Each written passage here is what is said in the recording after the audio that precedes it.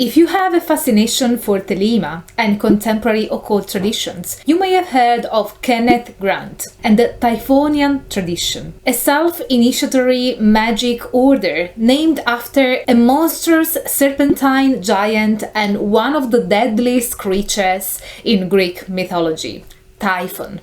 Well, buckle up, because that's what we are going to explore in this episode.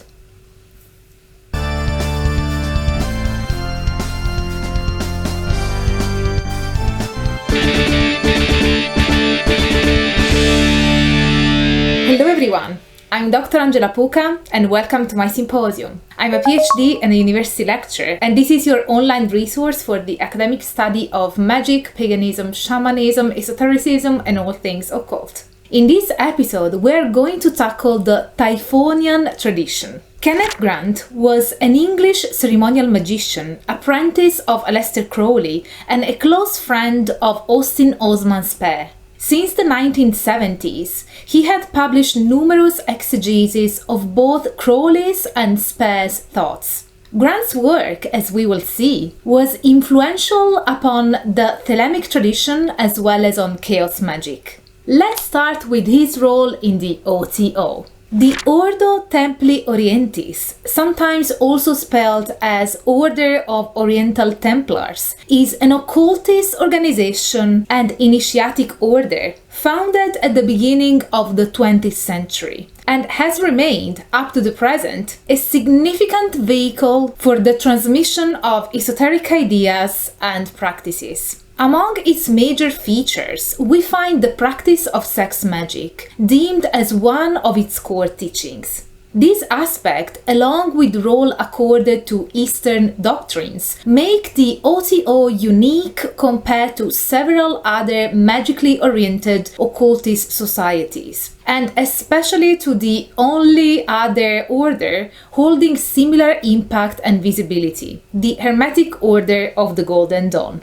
Within the OTO, Kenneth Grant's influence is displayed as the founder of the so-called Typhonian OTO, later known as Typhonian tradition, whose first official announcement was published around 1973. As Henrik Bogdan illustrates, during the 1950s, Carl Germer, who had taken over the Ordo Templi Orientis after Crowley, collaborated with Gerald Yorke, a former Crowley disciple and collector of his works, to make transcript copies of all of the surviving Crowley letters, diaries, and manuscripts. Grant took part in this project in the late 1940s and early 1950s by transcribing materials for Yorke and Germer. Later, in the late 1960s, Grant also collaborated with Crowley's literary executor, John Symonds, for the publication of a number of Crowley's works.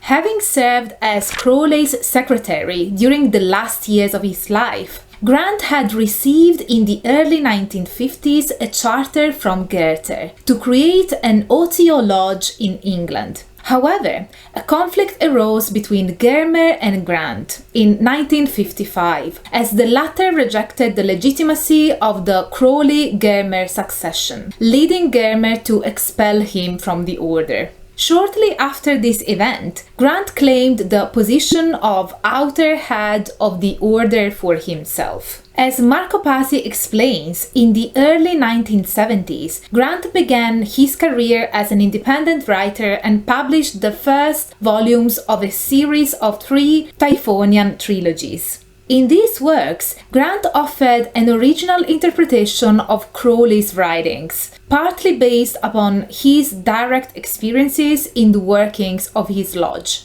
Grant's work is tightly rooted in the Thelemic tradition, even though traditionalists within the movement perceive his work as unorthodox and idiosyncratic. Grant discusses the Book of the Law profusely in his works, and it is made plain that he shared several of Crowley's beliefs, including the upcoming transitions from the old Aeon to the new, marked by violent upheaval. Differently from the Caliphate OTO, which represents a more orthodox wing in the nebula of the Crowleyan movements, Grant has included several elements previously absent in OTO traditions. For instance, knowledge derived from communications with extraterrestrial entities, employed as a means to claim his authority, and a renewed emphasis on Eastern doctrines, Tantrism in particular, as we explored in a dedicated episode. Grant's system is also characterized by a strong influence from the works of other occultists, such as Austin Osman Spare, as well as from literary themes, particularly the Cthulhu mythology of H.P. Lovecraft. Kenneth Grant is also quite influential in chaos magic. A close friend of one of the theoretical founding fathers of this tradition, Austin Osman Spare, Grant offered his own interpretation of Spare's work. Grant maintained that Spare's main magical formula was that of Atavistic Resurgence, namely that within trance states, the magician is able to experience the undifferentiated life force of Kia in the atavistic primordial levels of human consciousness. Consequently, Grant sees the spiritual journey as moving somewhat downwards or inwards through the tree of life, instead of moving upwards, as it is taught by most ceremonial traditions, including the Golden Dawn. Spiritual and magical evolution is, in this sense, fostered by exploration and understanding of the chthonic levels of the psyche, the underworld of the human's mind. This is why much of his work is concerned with the demonic forces inhabiting the tunnels of Seth,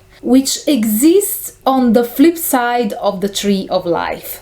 As Woodman explains, Grant believed that these powerful forces carry the potential to radically transform the magician's consciousness and propel it into a state which lies beyond both being and non-being.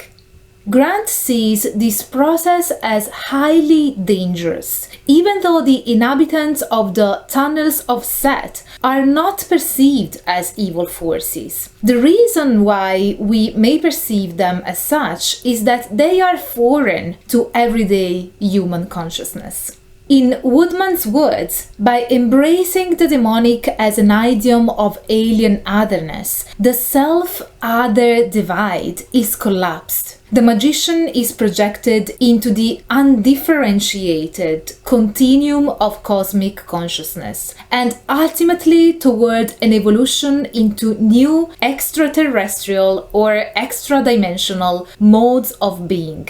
These ideas influence widely the countercultural discourses that gave rise and theoretical practical inspiration to chaos magic. This is it for today's video. Thanks for staying with me until this point. This project can only exist thanks to your support. And so if you like my content and want me to keep the academic fun going, please consider supporting my work with a one-off PayPal donation by joining memberships or my inner symposium on Patreon, where you will get access to our exclusive Discord server, monthly lectures, and lots of other perks depending on your chosen tier. And if you did like this video, don't forget to smash the like button.